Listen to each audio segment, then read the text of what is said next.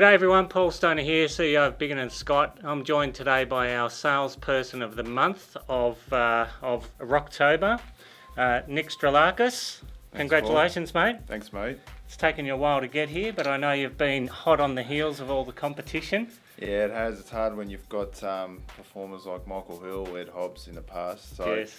no, it's a goal of mine that's been accomplished now, so I'm wrapped with it. So you were thinking about it all the way through your holiday that you had for a month and a bit. Yeah, recently. it was pretty difficult being away for 6-7 weeks, and then coming back sort of mid-September, having to quickly get stock back up, and then to write over 100 grand in October was really, really good. Yeah. Now you've been with the Knox office almost since day one. Yep. With when Flinny came on board, office rebranded to Biggin and Scott. I thought it'd be worthwhile asking you a bit about your journey. So you came from Ray White. Yep. Over. So do you want to just run us through the journey of what it's taken for you to get to this table today? Yep. Well, I was with, as you said, Ray White for about 2.5, 3 years. Yeah. I was a sales PA, prospecting PA for an agent there.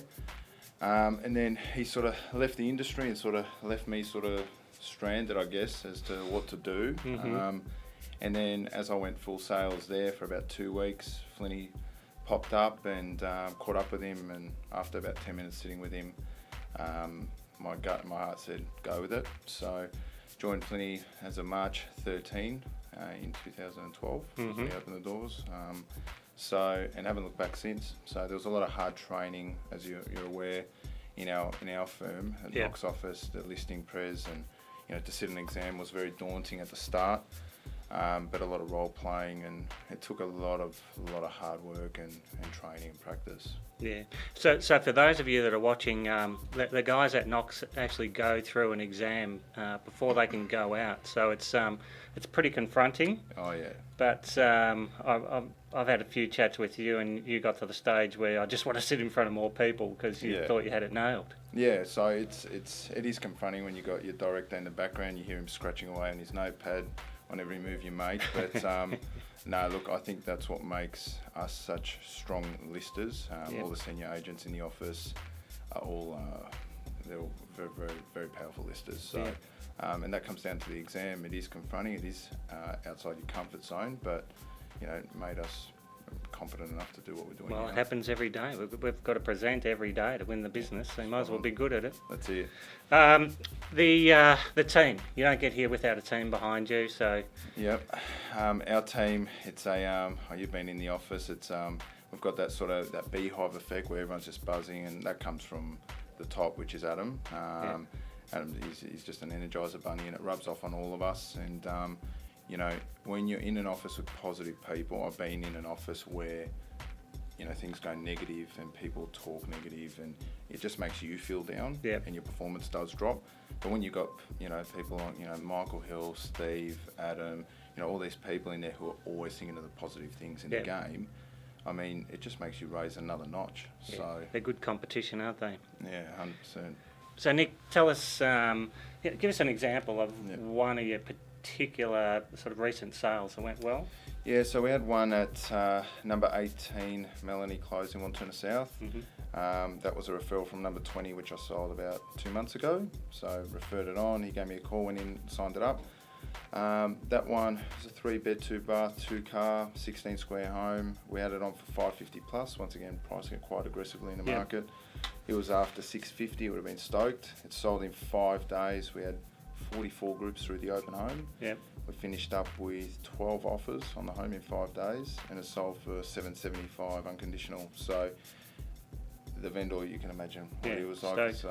He's on my in my listing presentation now, actually, as a contact, and he's happy to speak to everyone. He's already referred me of 7 future listings. So that result, once again, he backed me in, and that's what I sort of do tell my vendors to, if they follow my direction, they will get the result they deserve. So he backed me in, and it's not always that you get 225 grand above a quote figure, but in that case it was, and it ended up breaking the record commission in the office as well, which was pretty nice, which Flinny owes me lunch for. So another one. Yeah, another lunch. Yeah, he's not a very good gambler, is he? No, he's losing massively on the gambling. That's it. But But yeah, no, it's a fantastic result for the area and for the vendors. Fantastic. Good job. So communication, look, part of the interview is, what you're doing to get the results. How are you communicating with your buyers and vendors on a daily, weekly basis? Yeah, so with the buyers, as we get a fair bit of traffic through our opens by pricing our properties quite aggressively in the market. The buyers, it's more so Tommy, my assistant, is an absolute superstar. He does all the buyer callbacks when it is more so the buyers that are going to put in offers. I sort of take control of that sort of stuff. Yep.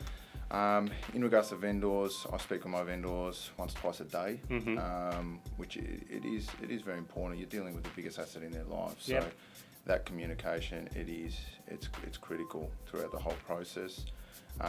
With our database, Tommy, his role is every day he's got a minimum of 75 door knocks to do a day, as well as 75 calls a day. So he's maintaining that database and CMA reports, all that sort of jazz.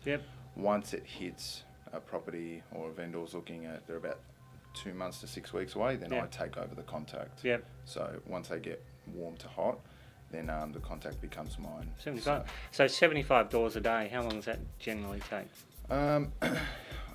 He does it in about an hour and a half, 2 hours. Pretty good. Sort of depends. If there's a lot of people home, it takes longer because he's out there and I want him spending time with them. But yeah, no, he's doing really, really well. He's consistent with it, and it's if they're not home, he's leaving cards. They're calling when he handwrites, please call me back. And they're calling back. So when you're active in the market, our marketing that we're doing, I believe that myself, Michael, and Adam, we market arguably the heaviest in Knox City with our campaigns, which has definitely shown. As to why we're getting some short, sharp, and aggressive. 100%. Hey, Flinny. That's short, sharp, and aggressive. That's for you, Flinny. The future, mate. So generally, what happens? The guys that sit at this table, they're either about to have a constant, or they're about to fall off the cliff. How are you looking coming into next year? I think next year, to be honest, I think it's going to be my year. I've had my year and a half, 2 years of, being with Adam now. And, first year's more training and stuff like that. This year has been quite good as well. But yeah, next year I really want to, make my mark in the real estate game. And, I've got good structure to my business plan now with Tommy, who's a strong prospector. So yeah, I really, really want to be dominating. And you're still young. Have you battled with that a bit? The fact that you are, did that weighing your confidence a bit at the start? Oh, look, when I first joined Adam, it was because of the previous place that I was. They made it to be a bit of an issue. Adam told me, age is just a number, which is true. I just turned 24 in April, so to beat other directors and top performers, that just sort of makes me thrive even more. So the age doesn't bother me at all. Confidence, for me, confidence is key.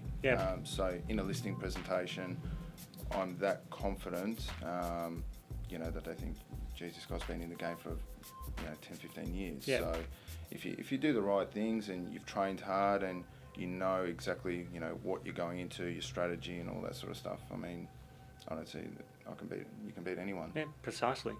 So the goals for next year? Next year I want to crack 1 million. Tommy and I will be sitting down next month doing a big sort of goal plan, business plan for our unit. Definitely to crack 1 million, and then also being number one in the Biggin network and in our office. So Hilly's firing. Hey, Hill Dog, where are you, mate? You today? Falling off. He's romancing in Bali. So but it's good to have someone like Michael in the office who's been a consistent gun, and to see him crack that 100k mark, that was something that was always there for me. I was just missing out. So now that I've finally done it, I'll give Hill Dog a better run for his money next year. So. Good. I'm looking forward to it. So before we wind up, any other words of wisdom? It's anything that you've tried and Time wasting areas for the others, maybe don't waste time in a particular area? Yeah, look, I mean, when I get a spare, half an hour, 20 minutes, I just quickly go into box and dice and just get on the phone, I'm trying to be more active, cut out the sort of laziness where you just want a 20-minute break and stuff like that. Yep.